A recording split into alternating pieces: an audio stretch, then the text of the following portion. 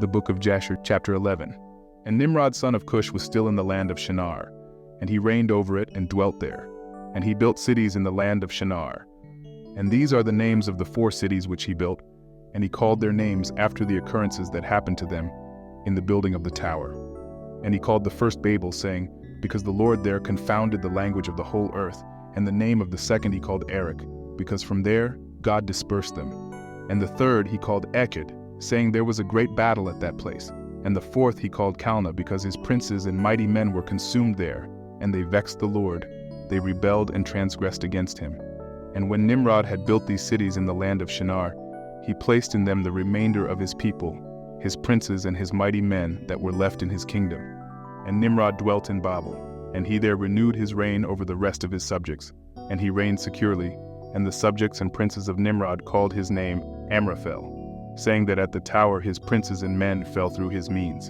And notwithstanding this, Nimrod did not return to the Lord, and he continued in wickedness and teaching wickedness to the sons of men.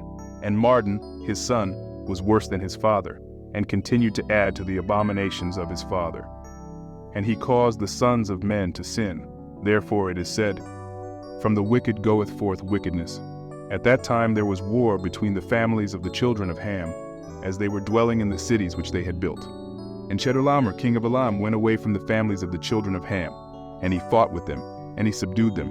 And he went to the 5 cities of the plain, and he fought against them, and he subdued them, and they were under his control. And they served him 12 years, and they gave him a yearly tax. At that time died Nahor, son of Serug, in the 49th year of the life of Abram son of Terah. And in the 50th year of the life of Abram son of Terah, Abram came forth from the house of Noah, and went to his father's house. And Abram knew the Lord, and he went in his ways and instructions. And the Lord his God was with him. And Terah his father was in those days still captain of the host of King Nimrod, and he still followed strange gods. And Abram came to his father's house, and saw 12 gods standing there in their temples, and the anger of Abram was kindled when he saw these images in his father's house. And Abram said, as the Lord liveth, these images shall not remain in my father's house. So shall the Lord who created me do unto me, if in 3 days' time I do not break them all. And Abram went from them, and his anger burned within him. And Abram hastened, and went from the chamber to his father's outer court, and he found his father sitting in the court, and all his servants with him. And Abram came and sat before him. And Abram asked his father, saying, Father, tell me, where is God who created heaven and earth, and all the sons of men upon earth, and who created thee and me? And Terah answered his son Abram and said, Behold, those who created us are all with us in the house. And Abram said to his father, My lord, show them to me, I pray thee. And Terah brought Abram into the chamber of the inner court. And Abram saw, and behold, the whole room was full of gods of wood and stone, 12 great images, and others less than they without number. And Terah said to his son, Behold, these are they which made all thou seest upon earth, and which created me and thee, and all mankind. And Terah bowed down to his gods, and he then went away from them, and Abram, his son, went away with him. And when Abram had gone from them, he went to his mother and sat before her. And he said to his mother, Behold, my father has shown me those who made heaven and earth, and all the sons of men. Now therefore hasten and fetch a kid from the flock, and make of it savory meat, that I may bring it to my father's gods as an offering for them to eat. Perhaps I may thereby become acceptable to them. And his mother did so, and she fetched a kid, and made savory meat thereof, and brought it to Abram. And Abram took the savory meat from his mother, and brought it before his father's gods, and he drew nigh to them that they might eat. And Terah his father did not know of it. And Abram saw on the day when he was sitting amongst them, that they had no voice, no hearing, no motion, and not one of them could stretch forth his hand to eat. And Abram mocked them, and said, Surely the savory meat that I prepared has not pleased them, or perhaps it was too little for them, and for that reason they would not eat. Therefore tomorrow I will prepare fresh savory meat, better and more plentiful than this, in order that I may see the result. And it was on the next day that Abram directed his mother concerning the savory meat. And his mother rose and fetched 3 fine kids from the flock, and she made of them some excellent savory meat, such as her son was fond of, and she gave it to her son Abram, and Terah, his father, did not know of it. And Abram took the savory meat from his mother, and brought it before his father's gods into the chamber. And he came nigh unto them that they might eat, and he placed it before them. And Abram sat before them all day, thinking perhaps they might eat. And Abram viewed them, and behold, they had neither voice nor hearing, nor did one of them stretch forth his hand to the meat to eat.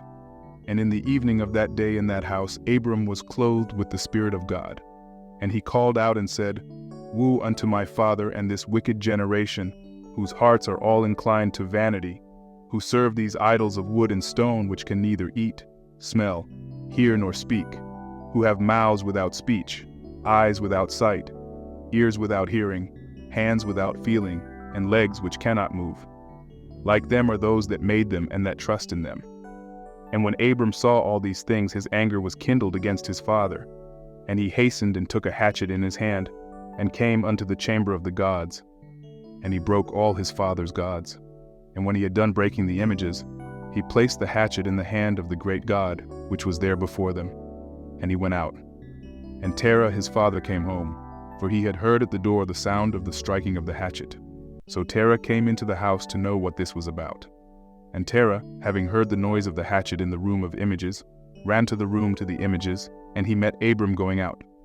And Terah entered the room and found all the idols fallen down and broken, and the hatchet in the hand of the largest, which was not broken, and the savory meat which Abram his son had made was still before them.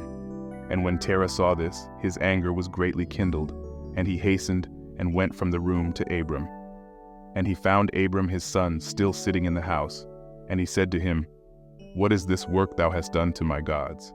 And Abram answered Terah his father, and he said, Not so, my lord, for I brought savory meat before them, and when I came nigh to them with the meat, that they might eat, they all at once stretched forth their hands to eat, before the great one had put forth his hand to eat.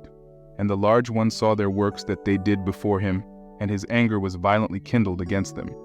And he went and took the hatchet that was in the house, and came to them and broke them all. And behold, the hatchet is yet in his hand, as thou seest. And Terah's anger was kindled against his son Abram when he spoke this. And Terah said to Abram his son in his anger, What is this tale that thou hast told? Thou speakest lies to me. Is there in these gods spirit, soul, or power to do all thou hast told me? Are they not wood and stone, and have I not myself made them? And canst thou speak such lies, saying that the large God that was with them smote them? It is thou that didst place the hatchet in his hands, and then sayest he smote them all. And Abram answered his father, and said to him, And how canst thou then serve these idols, in whom there is no power to do anything? Can those idols in which thou trustest deliver thee? Can they hear thy prayers when thou callest upon them? Can they deliver thee from the hands of thy enemies? Or will they fight thy battles for thee against thy enemies, that thou shouldst serve wood and stone, which can neither speak nor hear? And now surely it is not good for thee, nor for the sons of men that are connected with thee, to do these things. Are you so silly, so foolish, or so short of understanding that you will serve wood and stone, and do after this manner, and forget the Lord God who made heaven and earth, and who created you in the earth, and thereby bring a great evil upon your souls, in this matter by serving stone and wood? Did not our fathers in days of old sin in this matter? And the Lord God of the universe brought the waters of the flood upon them, and destroyed the whole earth? And how can you continue to do this and serve gods of wood and stone, who cannot hear or speak, or deliver you from oppression, thereby bringing down the anger of the God of the universe upon you?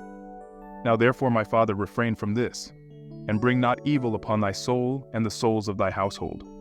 And Abram hastened and sprang from before his father, and took the hatchet from his father's largest idol, with which Abram broke it and ran away. And Terah, seeing all that Abram had done, hastened to go from his house. And he went to the king, and he came before Nimrod, and stood before him. And he bowed down to the king. And the king said, What dost thou want? And he said, I beseech thee, my lord, to hear me. Now 50 years back a child was born to me, and thus has he done to my gods, and thus has he spoken. And now therefore, my lord and king, send for him that he may come before thee, and judge him according to the law, that we may be delivered from his evil. And the king sent 3 men of his servants, and they went and brought Abram before the king. And Nimrod and all his princes and servants were that day sitting before him, and Terah sat also before them. And the king said to Abram, "What is this that thou hast done to thy father and to his gods?" And Abram answered the king in the words that he spoke to his father. And he said, "The large God that was with them in the house did to them what thou hast heard." And the king said to Abram, "Had they power to speak and eat, and do as thou hast said?" And Abram answered the king, saying, "And if there be no power in them, why dost thou serve them, and cause the sons of men to err through thy follies? Dost thou imagine that they can deliver thee, or do anything small or great, that thou shouldst serve them? And why wilt thou not sense the God of the whole universe, who created thee, and in whose power it is to kill and keep alive? Zero, foolish, simple, and ignorant king, woe unto thee forever. I thought thou wouldst teach thy servants the upright way, but thou hast not done this, but hast filled the whole earth with thy sins and the sins of thy people who have followed thy ways. Dost thou not know, or hast thou not heard, that this evil which thou doest, our ancestors sinned therein in days of old, and the eternal God brought the waters of the flood upon them, and destroyed them all, and also destroyed the whole earth on their account? And wilt thou and thy people rise up now, and do like unto this work, in order to bring down the anger of the Lord God of the universe, and to bring evil upon thee and the whole earth? Now therefore put away this evil deed which thou doest, and serve the God of the universe, as thy soul is in his hands, and then it will be well with thee. And if thy wicked heart will not hearken to my words to cause thee to forsake thy evil ways, and to serve the eternal God, then wilt thou die in shame in the latter days, thou, thy people, and all who are connected with thee, hearing thy words, or walking in thy evil ways." And when Abram had ceased speaking before the king and princes, Abram lifted up his eyes to the heavens, and he said, "The Lord seeth all the wicked, and he will judge them."